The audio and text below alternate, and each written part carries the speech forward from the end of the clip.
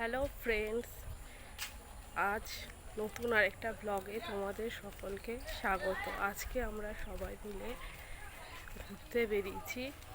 এখন যাচ্ছি গাড়ির দিকে, তো তোমাদেরকে পুরোটা দেখাবো কোথায় যাচ্ছি না যাচ্ছি, ঠিক আছে?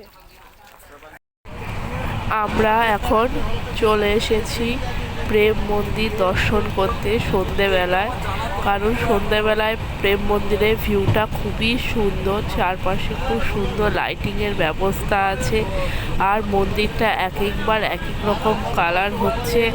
আর সেদিন প্রচণ্ড ভিড় ছিল মন্দিরে, তো আমরা ধীরে ধীরে এগোচ্ছিলাম। আর এখানে প্রত্যেকটা জায়গায় এক একটা থিম ক্রিয়েট করা আছে।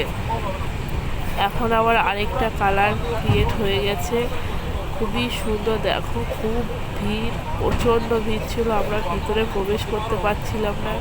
এই জায়গাটা খুবই সুন্দর, এখানটায় ঝর্ণা ঠর্ণা দিয়ে খুব সুন্দর করে সাজানো আছে। আর এই সেই গোবর্ধন পাহাড়, যেটা কৃষ্ণ এক আঙুলে ধরে প্রত্যেক গ্রামবাসীকে বাঁচিয়েছিল।